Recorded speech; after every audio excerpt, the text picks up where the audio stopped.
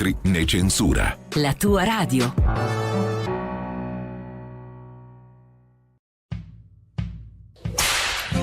Ehi gringo, entra nel saloon tutte le domeniche a partire dalle 22.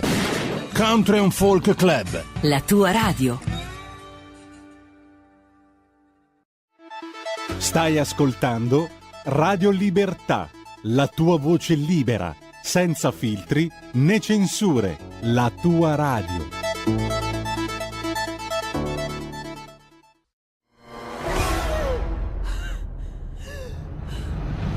Pensa a respirare. Ora abbandonati. Che cosa vedi? Luce, oscurità, l'equilibrio. È tanto più grande. C'è stato un risveglio. Hai sentito? Conosco una sola verità.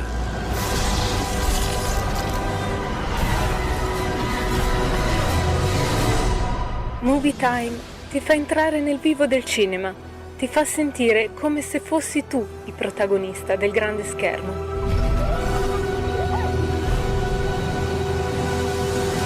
Ogni sabato dalle ore 16.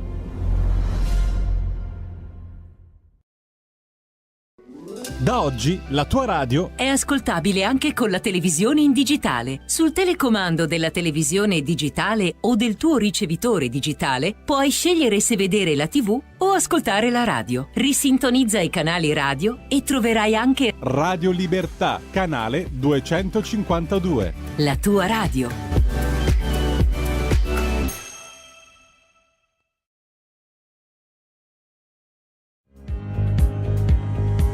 Va ora in onda la rassegna stampa.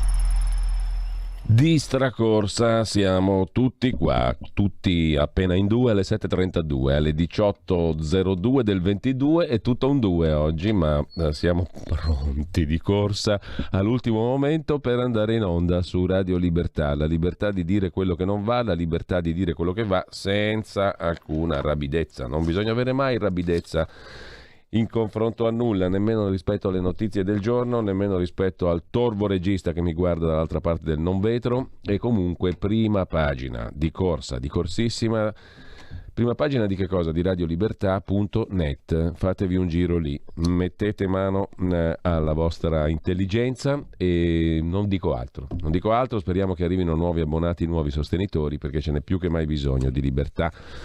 Parola quanto mai abusata, ne convengo. Non fatevi ingannare da chi vi parla di libertà, noi compresi naturalmente, però libertà è una bella cosa, va sostenuta senza alcun dubbio, credo, possa metterci d'accordo in tanti.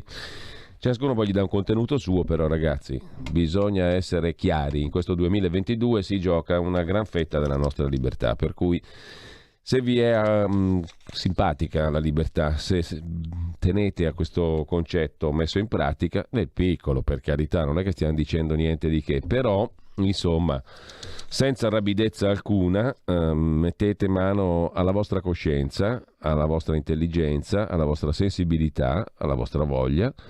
Scoprite radiolibertà.net, compresa la possibilità di sostenerla con appena 8 euro al mese, nella maniera più semplice possibile. Poi ci sono le donazioni che potete fare in un altro modo, ma è tutto spiegato lì sul nostro sito, sotto la voce Sostienici del menu di radiolibertà.net. Ho detto quello che dovevo dire, che volevo e che sentivo di dire, nel profondo del cuore, dell'anima, della testa, dell'intelligenza, della sensibilità, del tutto quello che volete. Basta così? No, non basta così, non è sufficiente, perché non è mai sufficiente sforzarsi per mantenere in vita qualcosa di buono, tendenzialmente buono, anche nelle sue manifestazioni non buone. Pensateci, non è una stupidaggine, credo, ci ho riflettuto molto su questo concetto. Anche ciò che non è buono del tutto è buono, se ha un buon intento e se c'è una buona volontà di andare in una buona direzione, che poi può essere anche quella sbagliata, non è detto che sia giusta, però è animata da buona intenzione, cioè coltivare la libertà. l'abbiamo detta tutta stamattina, fin troppo poco però rispetto a quello che stiamo raccogliendo in termini di efficacia, in termini di coinvolgimento, di dibattito, sempre di più, non basta mai. La libertà è una cosa che non basta mai, così come la partecipazione. Grazie Giorgio Gaber. Immortale, senza rapidezza alcuna dunque e con massima celerità. Rapidezza, l'avete già capito, è la parola del giorno. Mi raccomando, non googlatela, non andate su Google, perché sennò è troppo facile. Se avete un cartaceo in casa oppure a casa di un amico o di un'amica, adesso si può andare a trovare qualcuno, no?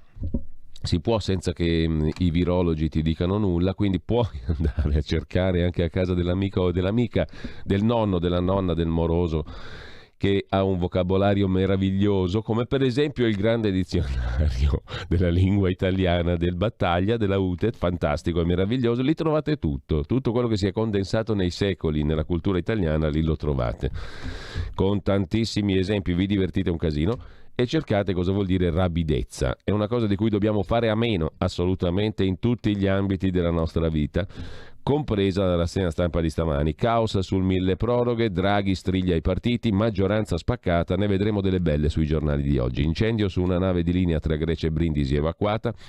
Contro il caro bollette intervento da 6 miliardi, ma molti sono incazzati neri, come stravedremo dalla rassegna stampa di stamani, dagli agricoltori ai produttori di piastrelle a tutti, naturalmente, compresi noi tutti che abbiamo il bollettone di gas e luce che arriva.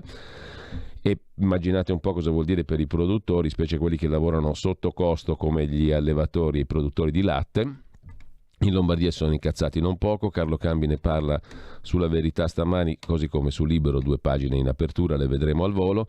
Stati Uniti-Russia, tensione altissima, ma c'è il caso del Donbass oltre che dell'Ucraina. È interessante un pezzo di Repubblica su questa regione del Donbass russa e filorussa. E ancora fine vita, la legge decolla, primo voto alla Camera contro la soppressiva 262 voti, gli agricoltori in piazza contro le speculazioni, le previsioni del tempo, sole e temperature miti fino a venerdì, weekend variabile. E poi ancora in prima pagina sull'agenzia ANSA di stamani il caso della loggia Ungheria, nel trentennale di Mani Pulite, Davigo rinviato a giudizio proprio il 17 febbraio, quando Mario Chiesa nel 92 buttava nel water closet i soldi alla Bagina e iniziava l'epopea di Mani Pulite e la tragedia di Mani Pulite. 30 anni dopo Davigo rinviato a giudizio per una stupidaggine, se la caveranno, non succederà nulla. Comunque l'ex consigliere, visto che non è successo nulla per nessuno in relazione alla vicenda dell'avvocato Amara, della loggia Ungheria, dell'ENI, eccetera. Molto prima che a Milano, a Roma era venuta fuori quella storia. Però lì c'è il Vaticano, là c'è Pignatone. E leggetevi il libro di Sallusti e Palamara, se non altro per capire una volta in più, dopo aver letto il primo l'anno scorso, chi è Pignatone e che cosa suggerisce il nome Pignatone. Dovete stare molto attenti a pronunciare questo nome, peraltro, molto attenti a pronunciare il nome dell'ex procuratore capo di Palermo, Reggio Calabria e Roma. E ora numero 1 della giustizia vaticana. Ho detto tutto? Sì, avrete capito tutto. Così come si capisce tutto di quest'uomo che ha un grandissimo peso, molto più di quanto non appaia. Oggi c'è un suo luminoso articolo sulla Stampa di Torino. In ogni caso, quest'uomo è molto importante e la stessa vicenda che adesso ha avuto qualche rilievo a Milano non ebbe alcun rilievo a Roma. Lo stesso personaggio, la stessa questione, Amara fa le rivelazioni e poi c'è tutta una propaggine sicula di questa vicenda di Piero Amara tra le procure di Siracusa, Messina, lo stesso Pignatone che mette il suo uomo a Messina, eccetera, che è una roba terrificante. Se leggete il libro vi fate una vostra idea. Non sto propagandando un libro, ma sto dicendo che è interessante leggerlo, non fosse altro che per questi motivi. Vi fate un'idea di chi sono certi soggetti, ne avete paura e state zitti, come stiamo zitti noi. Falso certificato sulla morte di Davide Astori, il calciatore 3 a processo. E poi, sempre dal primo piano dell'agenzia ANSA, dal 10 marzo, cibi e bevande in cinema, stadi e teatri. Non siete contenti, popolaccio bue? E ancora Pechino, disastro Valieva, fuori dal podio del pattinaggio, la 15enne russa in gara, subiudice, era prima dopo la prova. Violentano e picchiano donna, arrestati 3 ventenni, scrive ancora l'agenzia ANSA, conosciuta in un locale, poi costretta a salire in auto. Sulle bollette il ministro dei 5 Stelle Patuanelli: è necessario che il governo consideri lo scostamento di bilancio, e con ciò abbiamo visto praticamente l'agenzia ANSA. Vogliamo vedere anche la DN Cronos? Certamente sì. Draghi in apertura, governo, la maggioranza sbanda, l'ira di Mario Draghi. Che succede? Che la politica è morta, è una maceria neanche fumante, come dice Massimo Cacciari in un'intervista che poi vedremo oggi sulla Stampa di Torino. Covid Italia, contagi in calo, scrive ancora l'agenzia ADN Cronos. Il bollettino Covid, Ucraina-Russia con Biden, che ha fatto una nomina molto interessante a sottosegretario di Stato ai rifiuti, poi la vediamo.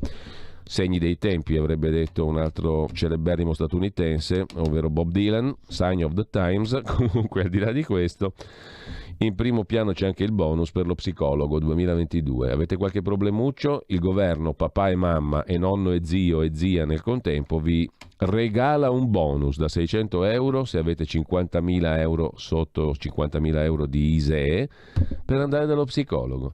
Vi abbiamo sbeffeggiato, schiaffeggiato, costretto, violentato, delibertato in tutti i modi, però vi diamo lo psicologo. Contenti? Popolaccio bue un'altra volta? Nel centrodestra Meloni continua a rompere ciò che fa rima col suo cognome, cose da chiarire, alleati dicano cosa vogliono, dice Giorgia Meloni. Non sento Salvini da prima delle elezioni di Mattarella. Si mette a piangere, forse secondo voi, se non sente Salvini? Quando riparliamo parliamo di cose concrete. Certamente. Mentre sempre dal primo piano dell'agenzia ADN Cronos il caro bollette e i consigli di Enea, energia atomica per risparmiare e aiutare l'ambiente e poco altro. Non ci interessa un granché a questo punto percorrere tutto il resto dell'ADN Cronos, ci interessa granché invece andare a vedere la prima pagina del Corriere della Sera di oggi. La prima pagina del Corriere della Sera di oggi si apre, lo vediamo subito, con una foto, è un'altra di quelle montature mediatiche tipiche, mettere la foto e dire che l'Ucraina è attaccata dalla Russia, prove di guerra in Ucraina. Biden continua a sostenere, nonostante tutte le evidenze, che Mosca vuole invadere. Troveranno il Busillis per far vedere che Mosca ha fatto una cosa che non si doveva fare e fare una guerra veramente? Questa è la domanda. Non cala la tensione tra Ucraina e Russia. Ieri è stato colpito con l'artiglieria pesante un asilo nella regione separatista del Donbass, filorussa. Il presidente americano Biden parla di invasione vicina da parte delle truppe del Cremlino. Scusate se rido perché non c'è niente da ridere. Per la NATO il ritiro di Mosca è una messa in scena. Dalle immagini satellitari si vedono campi militari, elicotteri e ponti sui fiumi. Pensate un po'. Il terribile Putin è così idiota da scatenare lui una guerra. Avevano detto che era mercoledì, oggi cos'è? Giovedì, è già passato il giorno della guerra, venerdì addirittura. Ho detto giovedì per essere modesto, moderato, per non esagerare. È già venerdì, non è successo nulla, deve succedere qualcosa o no? La cosa terribile sarebbe se dovesse succedere qualcosa a tutti i costi. Se questa è la preoccupazione vera, ma vogliono veramente che succeda qualcosa? E chi lo vuole? Non credo Putin, perché non gliene frega nulla a lui di mettere in crisi se stesso, innanzitutto il suo paese in questo momento. Ha già ottenuto quello che voleva sostanzialmente. E invece no, pare che questi vogliano fare una guerra. Draghi, andiamo a un altro bel capitolo della nostra storia recente, appunto, il governo Draghi, strigliata ai partiti, la richiesta di coerenza fatta da Draghi dopo l'incontro con Mattarella. Oggi decreto sulle bollette, misure per 6 miliardi e mezzo. Si è capito l'importanza di avere un Presidente della Repubblica di un certo tipo? Vedi il discorso che facevamo prima, cioè lobby, logge, magistratura, eccetera. È pur sempre il Presidente del CSM, il Presidente della Repubblica. Non è roba da poco. Suo figlio adesso è impredicato per essere nominato altrove, ma lo vediamo dopo. Bernardo Mattarella, che non è il papà. Attenzione, non parlate del papà, ne sa qualcosa Alfio Caruso. Googlate Alfio Caruso, Sergio Mattarella, vedrete quante belle cosette vi vengono fuori, vi divertite un casino. Provateci. Il Premier e le 4 cadute sul milleproroghe. Così non va, dice Mario Draghi. Governo battuto 4 volte su milleproroghe, il decreto omonimo, e il Premier Draghi non nasconde di essere irritato per gli strappi dei partiti. Richiama all'ordine Draghi la maggioranza, ma dice chiaramente che così non si va avanti perché i voti vanno garantiti. dice Draghi. Quindi Draghi invoca coerenza, chiede un chiarimento e impegni immediati a chi sostiene l'azione del governo. Il Presidente del Consiglio, prosegue il Corriere nel sommario di prima pagina, ha portato questa sua irritazione verso l'atteggiamento della maggioranza fino al Colle durante un incontro con Mattarella. Oggi riunione del Consiglio dei Ministri con all'ordine del giorno il decreto bollette e misure per 6 miliardi e mezzo. Draghi va da Mattarella. Non c'è bisogno di perdersi in commenti, già il fatto è un commento in sé, mentre sempre dalla prima pagina del Corriere della Sera, referendum, piano di Lega e Forza Italia per l'Election Day, elezioni amministrative nello stesso giorno del voto sui referendum per poter raggiungere il quorum. Qualcuno però la vede male e il quorum ritiene che sia irraggiungibile. Parla la ministra Bonetti, sì al cognome di madre in figlio, e poi Davigo rinviato a giudizio nel trentennale di Mani Pulite. Se ne occupa il decano dei cronisti giudiziari del Corriere della Sera, tra i decani Luigi Ferrarella.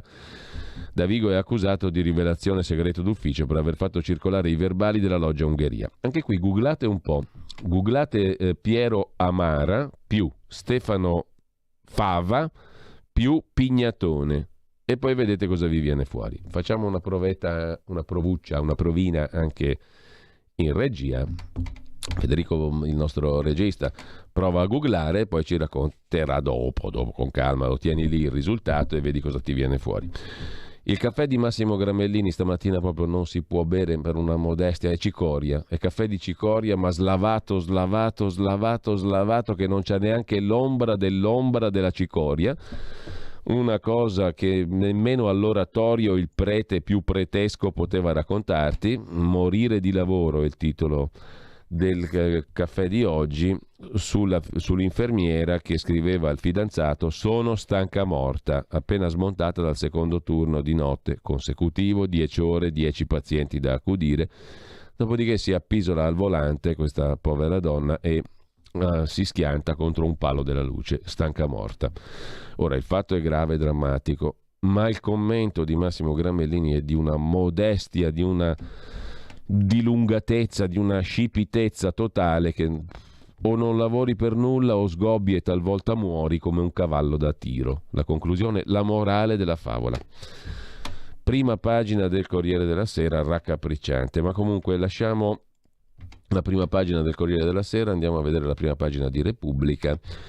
Repubblica mette in apertura due questioni: l'Ucraina, punto di rottura, la foto è sempre quella uguale, identica su tutti i quotidiani di oggi, e questo già dovrebbe mettere un po' in allarme chi è un pochino avvezzo a queste manipolazioni mediatiche.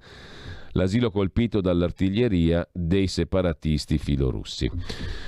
E Kiev, punto di rottura, si spara nel Donbass, però c'è un bel pezzo che ci ricorda cos'è il Donbass, su Repubblica poi lo vedremo. E l'altra questione è quella l'ira di Mario Draghi, resa dei conti nella coalizione. Qua si prepara qualcosa, qualcosetta si prepara, l'esecutivo battuto in commissione, tetto al contante, scuola, sperimentazione sugli animali e Ilva, i 4 punti dove la maggioranza è stata, o meglio il governo è stato battuto. Il premier va da Mattarella, poi convoca i capi della maggioranza e ai qua dei partiti dice: ora basta, così non si va avanti, serve un chiarimento. Oggi le misure per il piano bollette. In prima pagina su Repubblica. Da Repubblica alla Stampa di Torino, completando la Trimurti, la Stampa apre la sua prima pagina stamani con la foto, naturalmente quella che abbiamo già visto sul Corriere e su Repubblica, sempre quella, Ucraina sull'orlo della guerra, primi colpi di mortaio nel Donbass. Di spalla però c'è anche la nuova vita di Erika De Nardo. Vi ricordate Erika e Omar, il massacro di Novi Ligure 21 anni dopo? Finalmente sto bene, dice Erika, non è più la ragazzina sedicenne il cui nome veniva pronunciato sempre in coppia con quello del fidanzato Omar. Oggi è una donna di 37 anni. Niccolò Zancan, pagina 21, poi lo vediamo. La sanità post-Covid, persi 12.000 medici, l'inchiesta di Paolo Russo, demotivati, stressati da turni massacranti, medici e infermieri stanno abbandonando ASL e ospedali pubblici. La fuga dei medici in realtà parte da lontano. Dopodiché abbiamo anche qui dire di Draghi, naturalmente è il giorno, l'intervista a Massimo Cacciari, ormai è morto il sistema dei partiti, e le nomine, tra le quali quelli del figlio di Mattarella, Bernardo, Palazzo Chigi accelera, 350 nomine da fare. Poi lo vediamo meglio. Il buongiorno di Mattia Feltri. La storia di Zorro. Mi chiama un amico per mettermi a parte del rinvio a giudizio di Pier Camillo Davigo. Non mi importa, rispondo io. Insiste, sai quanti ne abbiamo oggi? Sì, dico, è il 17 febbraio. Sono 30 anni dall'arresto di Mario Chiesa, ma non mi importa, da molti anni ritengo Mani Pulite un grande abbaglio, scrive Mattia Feltri. L'alibi per tutti noi di considerarci poveri sgobboni taglieggiati dalla casta, l'occasione per la magistratura di assumere l'osceno ruolo di moralizzatrice del paese, per i giornalisti di sferruzzare i loro articoli da tricoteuse, una gara invereconda a chi era più onesto. Praticamente un paese di 59.950.000 onesti messi nel sacco da 50.000 disonesti per i quali abbiamo invocato e ottenuto il patibolo preventivo. Eravamo già grillini prima di Grillo, altro che. Gli dico, vatti a risentire il discorso di Craxi, passato meschinamente alla storia come quello del Così fan tutti, in cui in realtà Craxi diceva che la magistratura doveva indagare i reati, cercare i colpevoli, condannarli, ma la politica doveva fare la politica e riversare tutto sul capro espiatorio socialista significava ripartire dalla menzogna e prepararsi a un futuro di menzogne. Ecco, il ladro aveva ragione e gli onesti avevano torto. Ma non mi importa più. Non voglio più rovinare a nessuno la sua storia di Zorro. Auguro a Davigo una pronta soluzione e passo oltre. Ma io, dice l'amico, volevo solo leggerti una frase di Edmund Burke. Qui finiscono tutti gli ingannevoli sogni e visioni di eguaglianza e di diritti dell'uomo. Nella palude sermonia di questa vile oligarchia tutti saranno assorbiti, soffocati e perduti per sempre. I preti sono sempre preti, che si chiamino Don Massimo Gramellini o Don Mattia Feltri, la predica. Chi predica un po' meglio, chi predica in maniera più stucchevole, chi ti propina un brodo, una roba proprio dilungata come quella di oggi, lunga, slavata come la quinta volta che fai il caffè con la stessa cicoria, e chi invece è un pochino più efficace.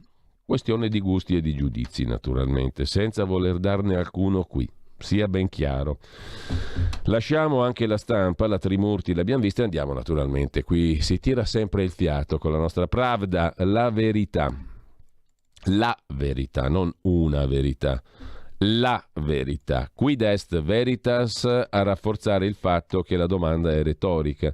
La verità è la verità, quella di Belpietro. Adesso dateci i veri numeri. Le frottole raccontate a reti unificate non funzionano più, scrive il direttorissimo. In 6 mesi 8 milioni di contagi, 30.000 morti. Il Green Pass è utile solo a calpestare diritti. Ora dicono di voler uscire dall'emergenza.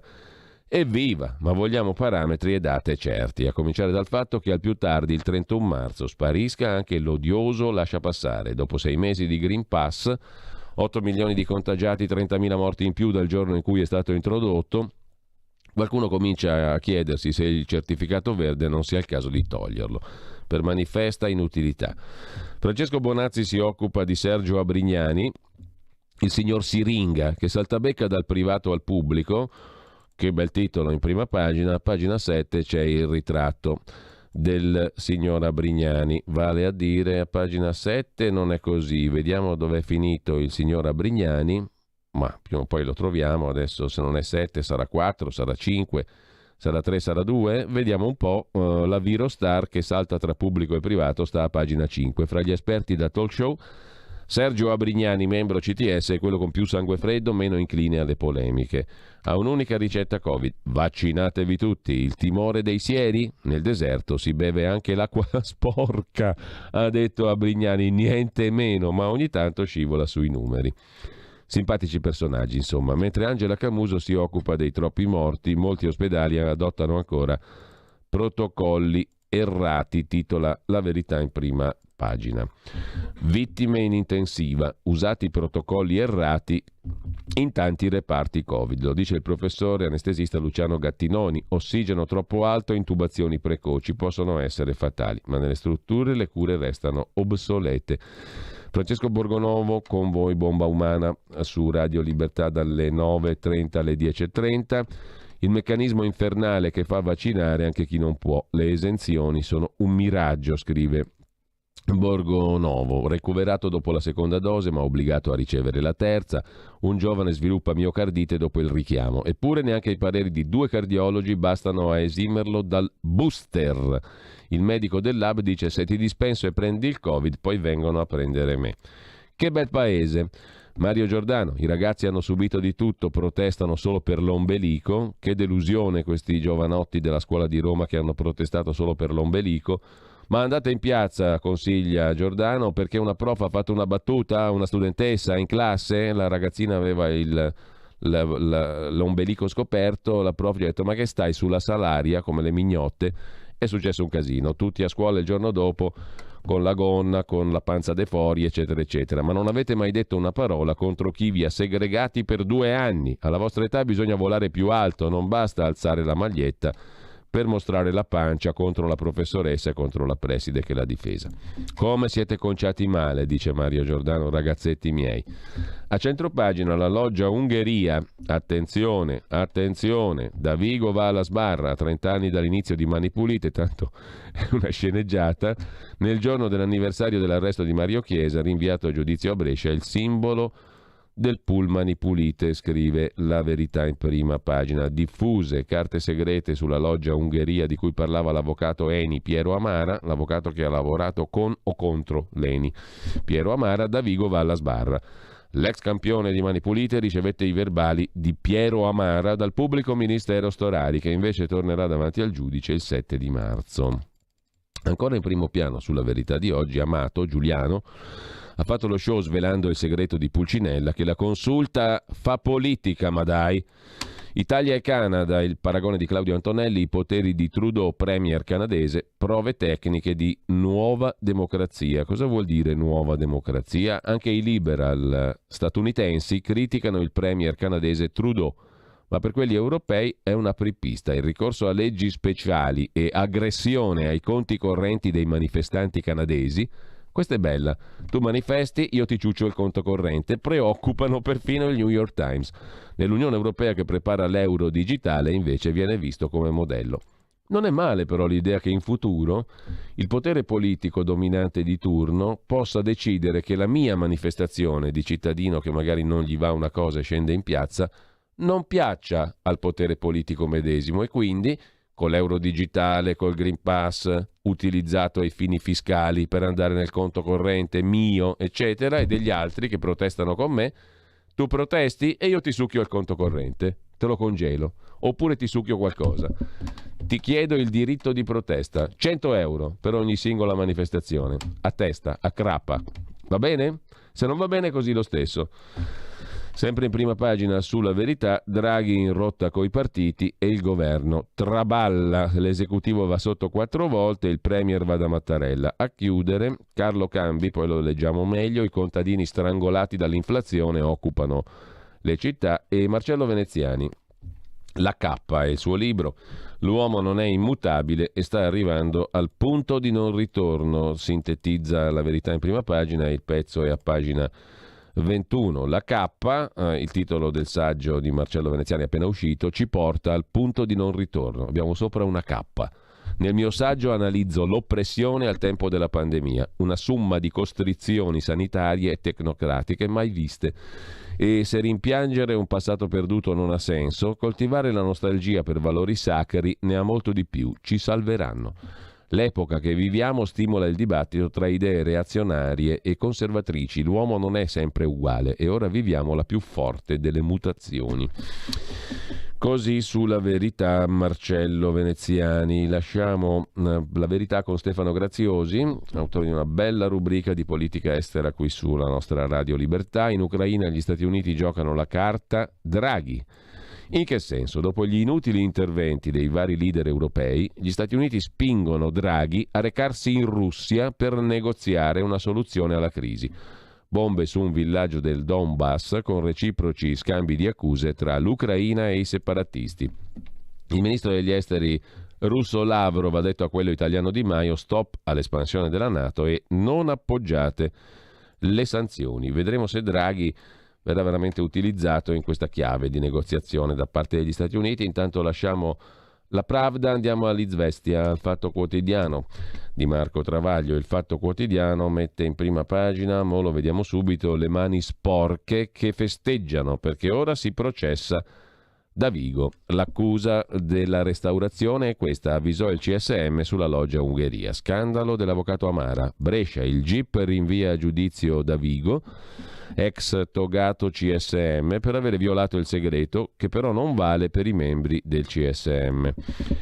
In primo piano sul Fatto anche Draghi che attacca il Parlamento, i partiti gli chiedono di cambiare metodo, cambialo tu il metodo caro Draghi, dicono i partiti, capirai, governo battuto, condoni su contanti e abusi. Il Premier si infuria, il governo deve fare le cose, ha detto Draghi, le Camere devono votare, così non si va avanti, il voto deve essere garantito. Capito? Il pilota automatico, sempre quella è la mentalità. Il pilota automatico, il voto garantito, irreversibile. L'euro è irreversibile. Si ricordi che tiene famiglia.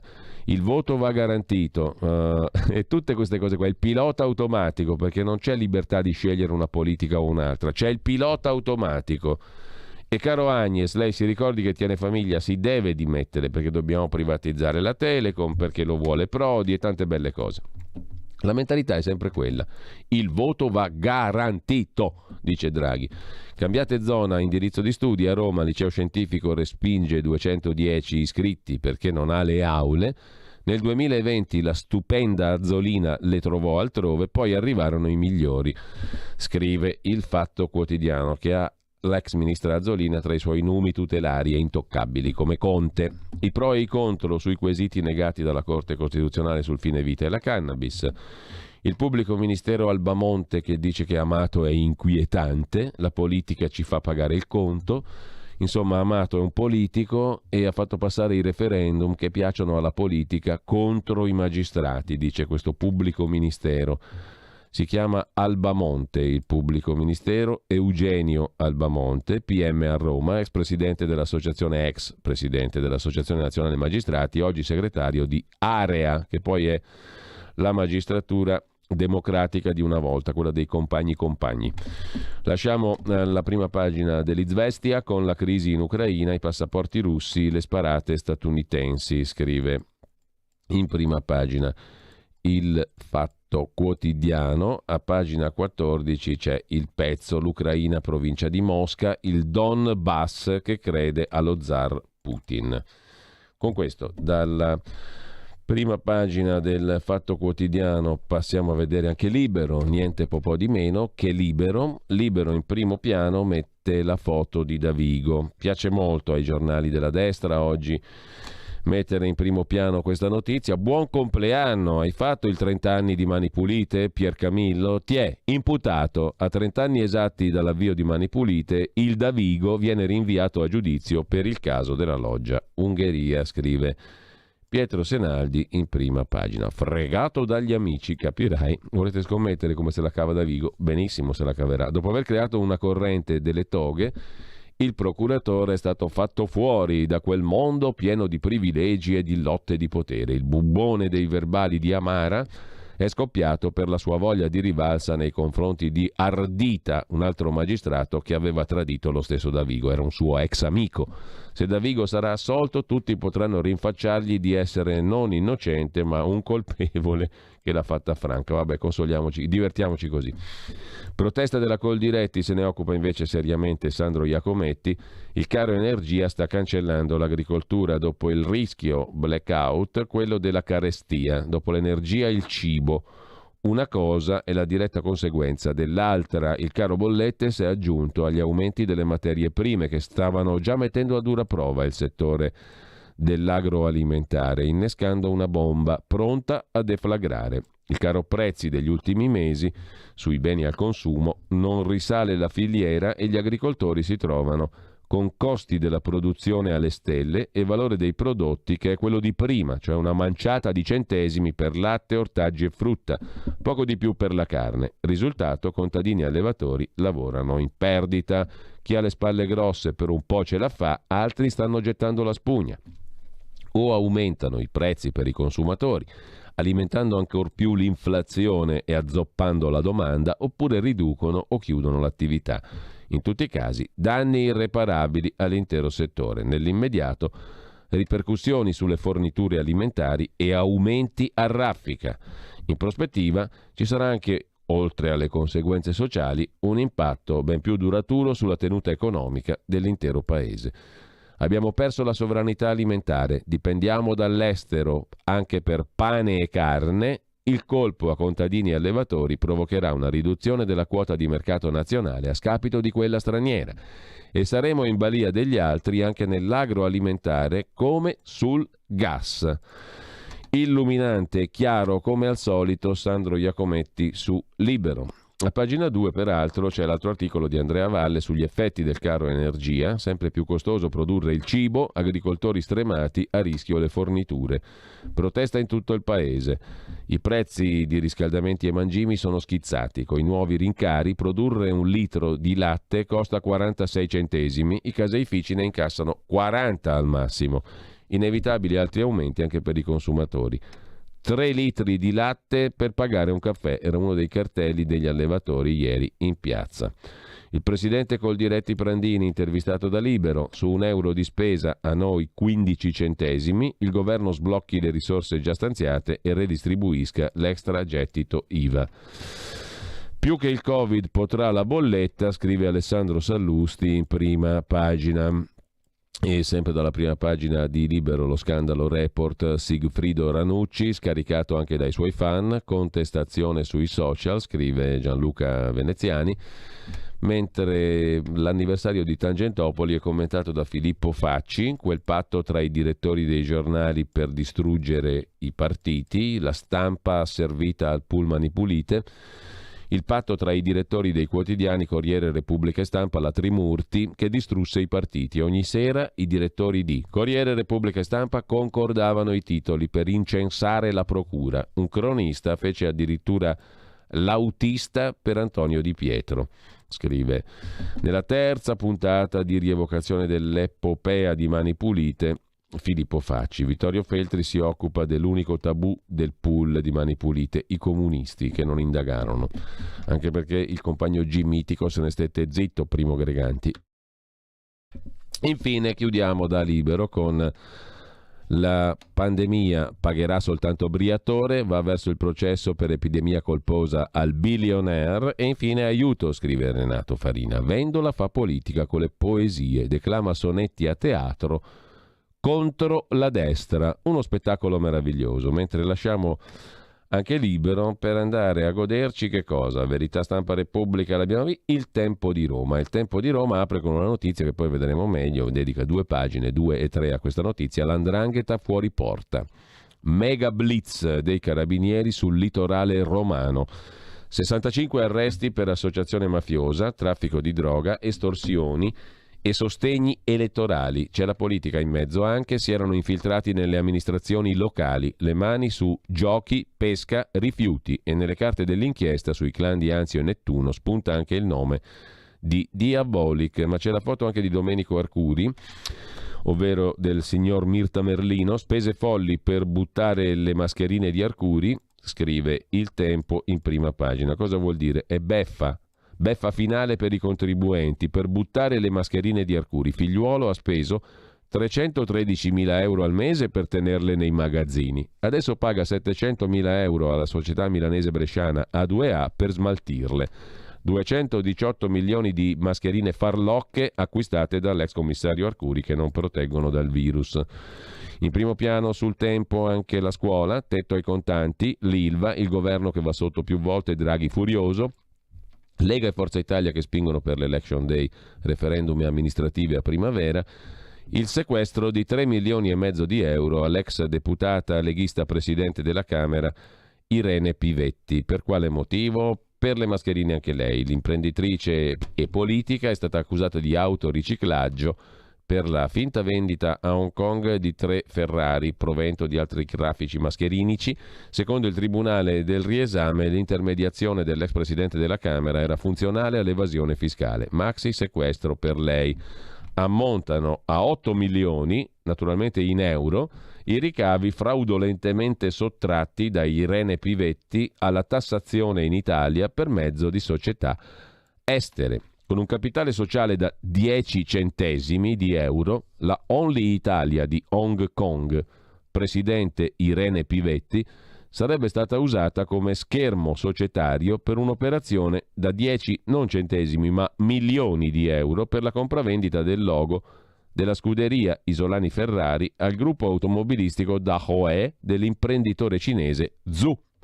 L'interposizione realizzata da Pivetti funzionale, dice la procura, al raggiungimento dell'obiettivo, cioè l'evasione fiscale. Con questa motivazione il Tribunale del Riesame di Milano ha accolto il ricorso del PM disponendo il sequestro preventivo di 3.485.000 erotti euro nei confronti dell'ex presidente della Camera, 475.000 nei confronti del di lei consulente finanziario. Lasciamo con questo il Tempo di Roma, anzi andiamo a vedere anche la questione dei ristoranti. No Green Pass a rischio di chiusura. Diversi esercizi commerciali sono stati sanzionati e a rischio chiusura per irregolarità sull'obbligo del Green Pass e l'utilizzo dei dispositivi di protezione individuale. I controlli sono partiti dopo l'inchiesta del Tempo sui locali cosiddetti free pass, mentre il sindaco di Roma Gualtieri prende il magistrato che viene dalla Procura di Milano Greco per fare il commissario, l'abbiamo già visto, e il Briatore, che forse sarà condannato per il Covid al billionaire, sta coi balneari. Spagna e Portogallo hanno aiutato gli imprenditori del settore appunto delle spiagge. Noi invece no, dice Briatore. Con ciò lasciamo anche il Tempo di Roma, andiamo a vedere la prima pagina del Quotidiano Nazionale, Giorno, Nazione e Resto del Carlino. L'apertura qui è dedicata a Draghi, che dice ai partiti non si va, ma anche al direttore Michele Brambilla, che si occupa, adesso si possono prendere in giro, prima no, prima erano delle santità, adesso si possono prendere in giro i virologi. Stasera va in onda il virologo La Qualunque, Cetto La Qualunque, ormai pontificano su tutto, scrive il direttore Brambilla. Anche qui c'è la foto naturalmente dell'asilo del Donbass colpito dai filorussi, questa è la versione ufficiale. E strangolati dalla crisi, da Milano a Pavia a Brescia in Lombardia, in piazza 5.000 agricoltori, scrive ancora Il Giorno. Il giornale di Augusto Minzolini. Cosa mai ci racconterà? Senza alcuna rapidezza, poi vediamo prima delle 8:30 se qualcuno, senza googlare, per carità, ha trovato cosa significa rapidezza. Avete googlato invece Stefano Nava, Piero Amara, Giuseppe Pignatone? Cosa vi è risultato fuori? Qualche articoletto interessante? Sì. Avete googlato anche Alfio Caruso, Sergio Mattarella, Fabio Repici, l'avvocato di Alfio Caruso? Fate questa ricerchina, semplice semplice. Alfio Caruso, Sergio Mattarella, Fabio Repici. E poi vedete voi se c'è qualcosa di interessante. Intanto è molto interessante però è anche l'altra cosa, a parte che nel libro di Palamara viene spiegato come Mattarella ha coltivato Marta Cartabia fino a diventare ella ministro della giustizia, e non è finita lì, presumo, la carriera della professoressa Cartabia, e tante altre belle cose su Sergio Mattarella le racconta Luca Palamara. Le racconta lui è magistrato, io no, quindi sto zitto, ci mancherebbe altro. E intanto Davigo è stato giustiziato, scrive il giornale di Augusto Minzolini, il super inquisitore finisce a processo. La destra si diverte così oggi, con il rinvio a giudizio di Davigo. Divertitevi così, contenti voi. Davigo a processo nell'anniversario di Tangentopoli, ma che roba brutta, ma che roba bella, eccetera, eccetera. Divertiamoci veramente così che va tutto bene. Furia Draghi, sono pronto a farmi da parte. E poi c'è una cosa curiosa, la Gioconda romana e il mistero di Leonardo.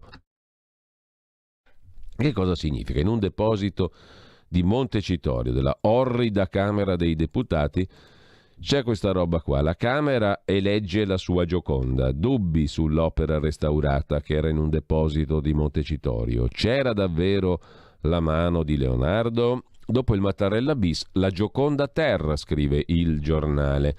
Il luogo dell'elezione virtuale, anzi ipotetica, sub iudice, è lo stesso, la Camera dei Deputati. Però siamo in cantina, in un deposito. La Gioconda romana detta Torlonia, ora promossa al rango di Gioconda Ter, va a sommarsi a quella parigina universalmente nota, a quella di Isleworth, cioè la Gioconda inglese, importata da un collezionista e acquistata nel 14. Ma insomma, questa Gioconda sarà vera, sarà falsa, c'è davvero la mano di Leonardo, è una copia leonardesca oppure no?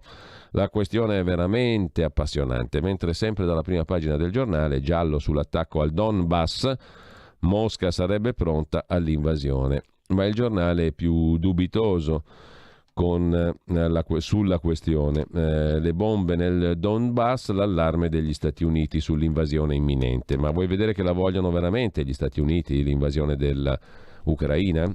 E poi c'è un'intervista ad Andrea Crisanti, la vedremo meglio, che è convinto questo è il momento di togliere tutti i divieti, come hanno fatto nella vicina Confederazione Elvetica, pure le mascherine a scuola, perché viviamo in una fase in cui la popolazione ha la massima copertura vaccinale, dice il professor Crisanti, anche se la decisione sull'obbligo è stata tardiva. Lasciamo con questo il giornale. Che cosa ci rimane da vedere ancora? Il Foglio di Giuliano Ferrara e di Claudio Cerasa, che apre la sua prima pagina con un articolo di Paola Peduzzi sulla CNN americana, che insomma vabbè, e poi i filorussi che colpiscono un asilo nel Donbass e danno la colpa a Kiev. Questa è la versione ufficiale, è colpa invece dei filorussi.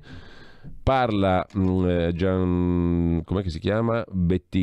Goffredo Bettini, chiedo scusa, definito il papa della sinistra italiana, ma lui ne ha piene le scatole di questa definizione. PD e Lega possono governare insieme, dice l'illuminato Bettini.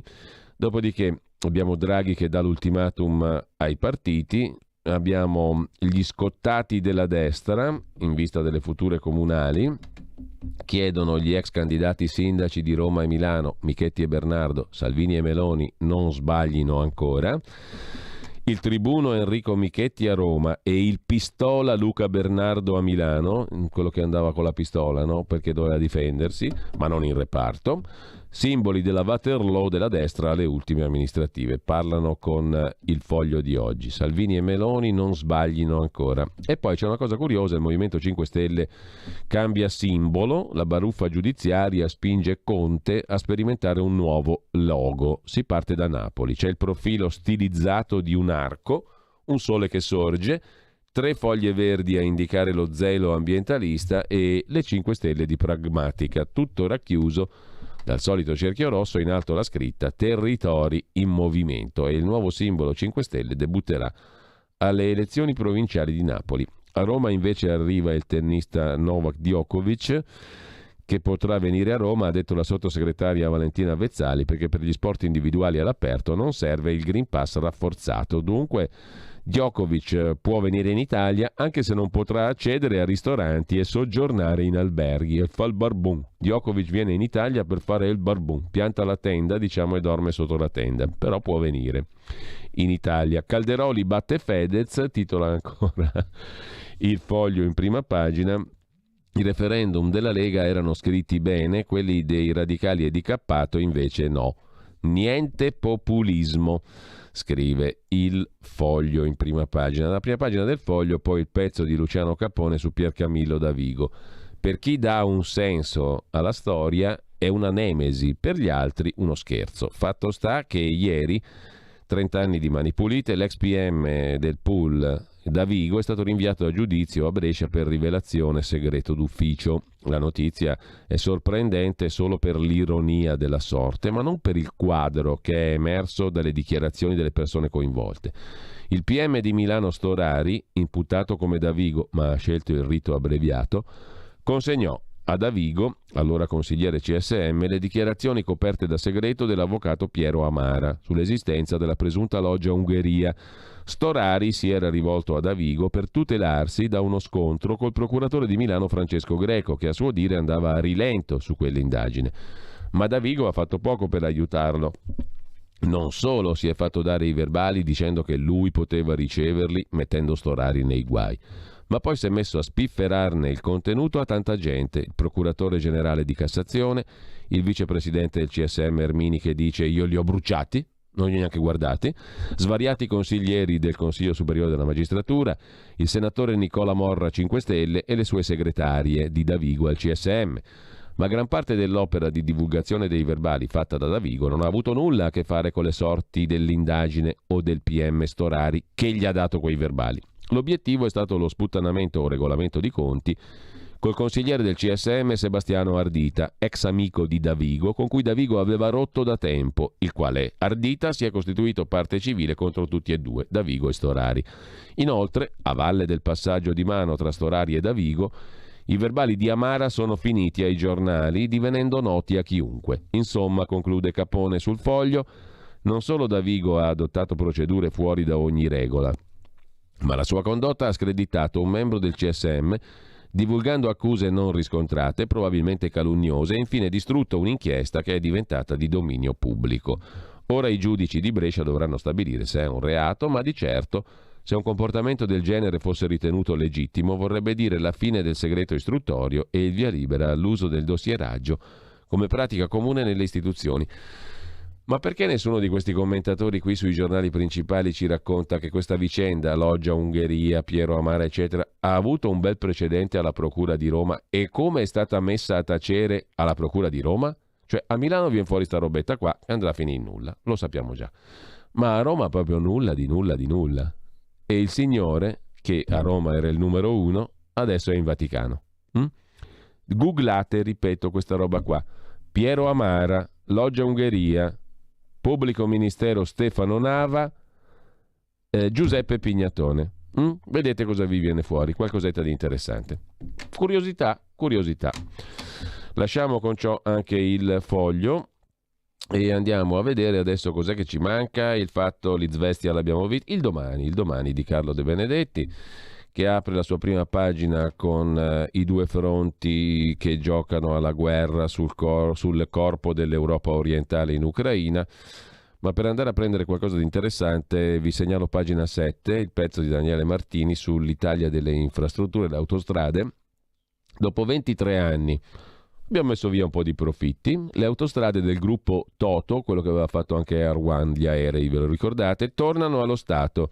Nel 99 la A24 e la A25, nel 1999, le due autostrade che collegano Roma con l'Aquila e Pescara, furono tolte all'ANAS, ente pubblico, e affidate all'imprenditore abruzzese, soggetto privato. Ora a Palazzo Chigi è in corso una trattativa per riaffidarle all'azienda delle strade, all'ANAS. Dopo 23 anni torna allo Stato la gestione della strada dei parchi, poco meno di 300 km tra Roma, l'Aquila e Pescara, divisi in due tronconi, la A24 e la A25. Al gruppo Toto subentrerà l'ANAS, azienda pubblica, gruppo Ferrovie dello Stato, a cui nel 99 la gestione delle due autostrade è stata tolta.